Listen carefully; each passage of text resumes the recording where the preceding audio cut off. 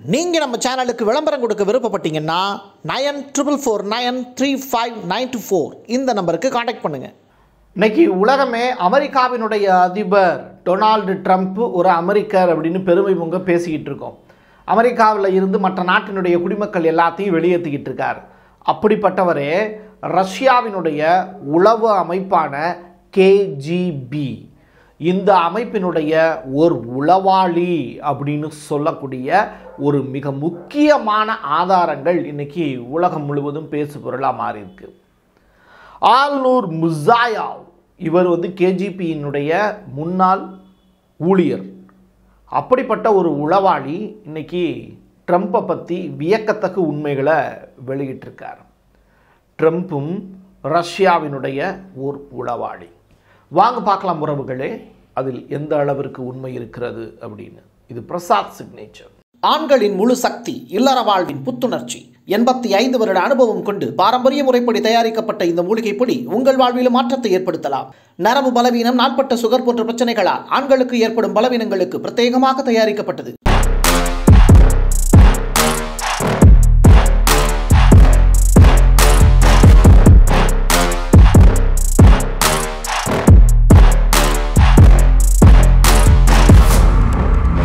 Trump பதவிக்கு வர்றதுக்கு முன்னாடியே சொன்னார், ரஷ்யா உக்ரைன் போரை எப்படி இருந்தாலும் நான் வித்தின் 1 டேல முடிச்சு காட்டுவேன் அப்படின்னு. அதுக்கு ஏகப்பட்ட தடைகள் இருக்கிற மாதிரி இப்போ காமிச்சுக்கிட்டாங்க. அதுக்கு காரணம் வர்த்தக உறவு.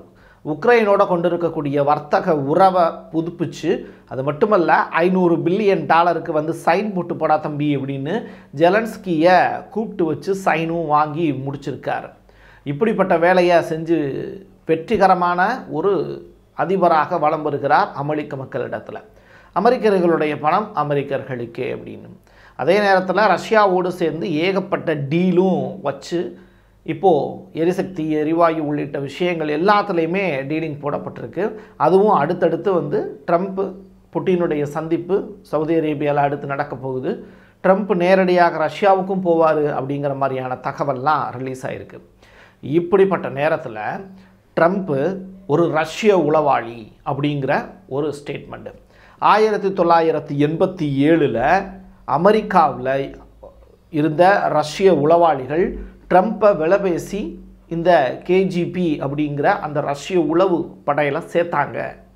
அப்போது எதனால் இவங்களை சேர்த்தாங்க அப்படிங்கிற கேள்வி இருக்குது. அதில் ட்ரம்ப் எப்படி அமெரிக்காவில் இருந்தே ரஷ்யாவுக்கு உதவுனார் அப்படிங்கிற கேள்வியும் இருக்குது.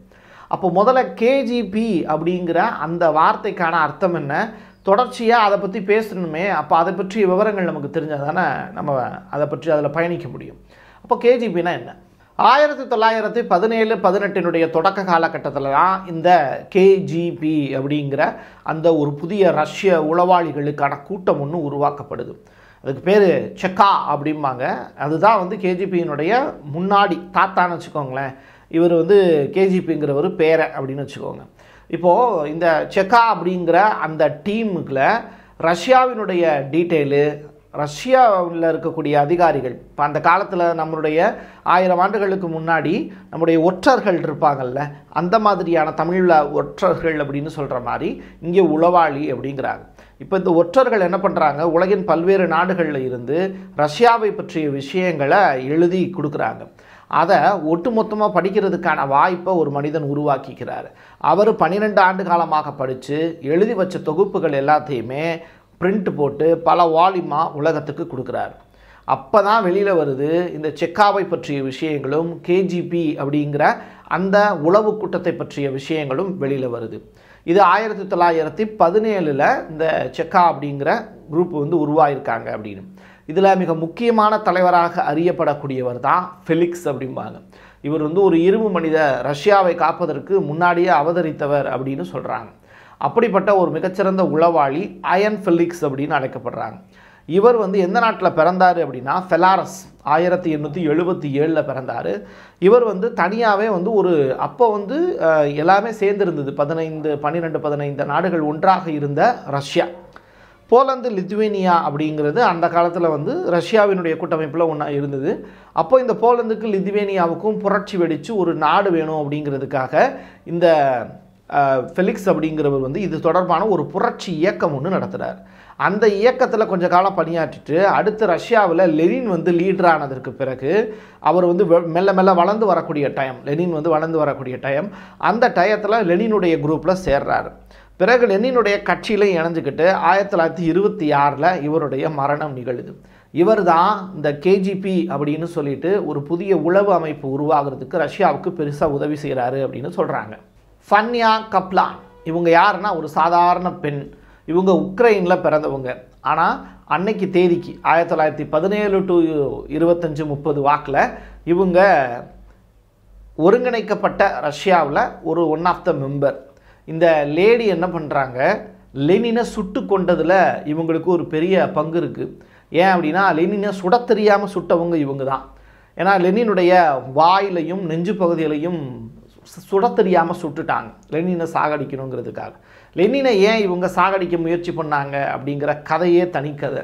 ஆனால் இந்த இடத்துல கேஜிபியை பற்றி நம்ம பேசுகிறதுனால அதை பற்றி நான் சில வார்த்தைகளை மட்டும் சொல்லிடுறேன்.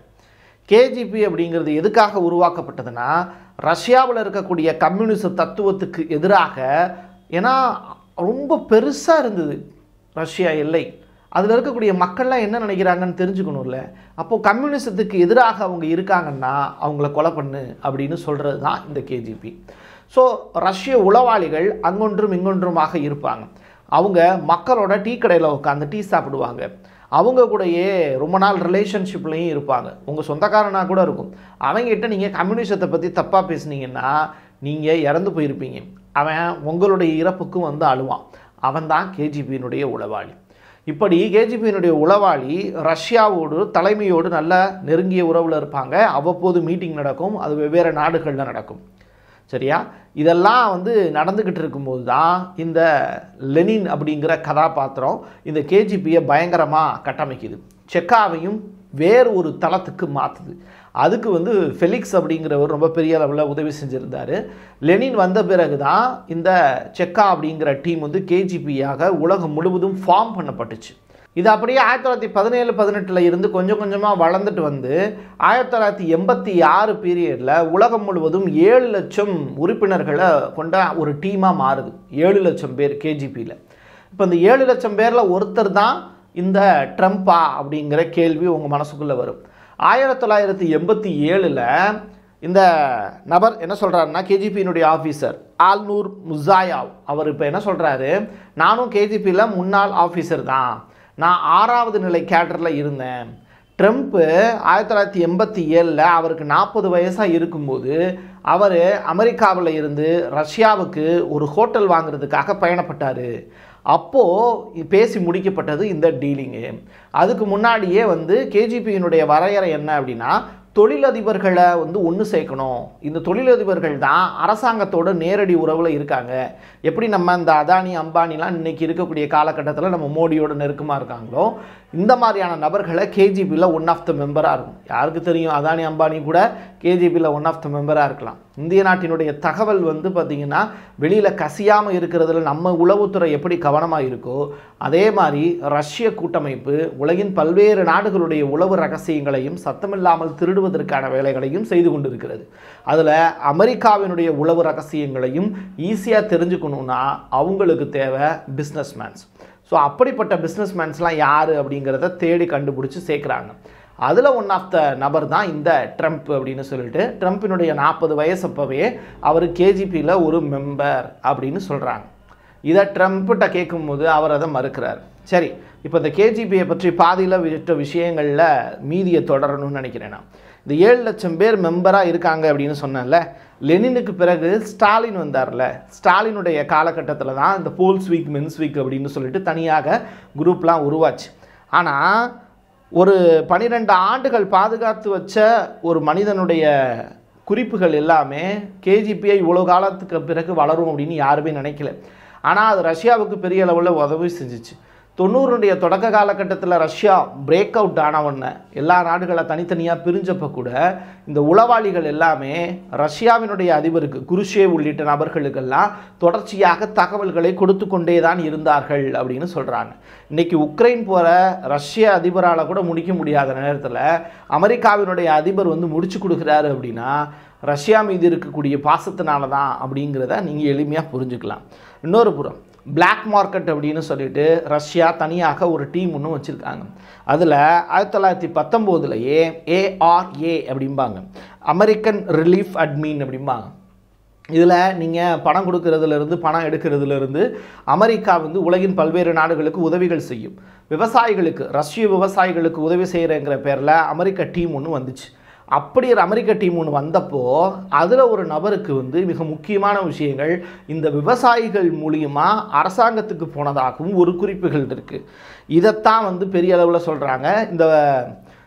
இந்த சொல்லியிருந்த இந்த டீம் இருக்கிறாங்கல்ல, இவங்களுக்கு உலகம் முழுவதும் 3 KGBக்கு வந்து உலகம் முழுவதும் 3 பெரிய வங்கிகள் இருந்து செயல்பட்டதாகவும் குறிப்புகள் இருக்குது. 1987 ட்ரம்ப் வந்து இந்த KGBயில் சேர்ந்தப்போ அவருக்கு ஒரு குறிப்பு பெயர் வச்சுருந்தாங்க. அந்த பேர் என்ன அப்படின்னா கிராஸ்னோவ் அப்படின்னு சொல்கிறாங்க. ஸோ இந்த கிராஸ்னோவ் அப்படிங்கிற பேர் தான் ட்ரம்ப்புக்கான KGBயினுடைய டீம் மெம்பர்ஸ் அவருக்கு வைத்த புனைப்பெயர். இந்த பேரை வச்சு தான் செல்லமாக அவரை அவ்வப்போது அழைப்பாங்க அப்படின்னு சொல்கிறாங்க. இதை ட்ரம்ப் முன்னாடி நீட்டும்போது நல்ல காமெடி அப்படின்னு சொல்லியிருந்தார். அது மட்டுமல்ல, அவர் அதை மறுக்கவும் செஞ்சுருக்காரு. இப்படிப்பட்ட நேரத்தில் உலகில் நிலவக்கூடிய வர்த்தக ஒப்பந்தங்கள், ரஷ்யாவோடு அமெரிக்கா கொண்டிருக்கக்கூடிய உறவுகள், இதெல்லாம் வச்சு பார்க்கும்போது இந்த ஆல்நூர் அப்படிங்கிற நபருடைய ஃபேஸ்புக் பதிவு, KGBயினுடைய முன்னாள் ஆளுமை திறமிக்க ஒரு உளவாளி சொல்லியிருக்கக்கூடிய இந்த தகவல் உலகம் முழுவதும் இன்றைக்கி வைரலாக பேசுபொருளாக மாறியிருக்கு. எது எப்படியோ அமெரிக்காவினுடைய அதிபர் ரஷ்ய உளவாளி அப்படின்னு ஒரு தகவல் வந்து இன்றைக்கி பெரிய அளவில் பேசுபொருளாக மாறியிருக்கு. அதை மக்கள்கிட்ட கொண்டு வந்து சேர்க்கணும்னு நான் நினச்சேன். அதனால தான் இந்த பதிவு. என் கையெழுத்தின் மக்களுக்கானது உறவுகளே. மீண்டும் ஒரு பதிவில் சந்திக்கலாம். நன்றி, வணக்கம். நீங்கள் நம்ம சேனலுக்கு விளம்பரம் கொடுக்க விருப்பப்பட்டீங்கன்னா 94493592 இந்த நம்பருக்கு காண்டாக்ட் பண்ணுங்கள். ஆண்களுக்கு சக்தியை அதிகரிக்கும் மூலிகைகளை தேர்ந்தெடுத்து நேர்த்தியான முறையில் தயாரிக்கப்பட்டது ஊட்டி நேச்சுரல் பவுடர். மூலிகைகளில் அனுபவம் கொண்ட டாக்டரால் உருவாக்கப்பட்டது. நேரில் வருபவர்களுக்கு மருத்துவ ஆலோசனை வழங்கப்படும். கொரியர் மூலமாகவும் பெற்றுக்கொள்ளலாம். தமிழ்நாட்டிற்குள் கேஷ் ஆன் டெலிவரி வசதியும் உண்டு.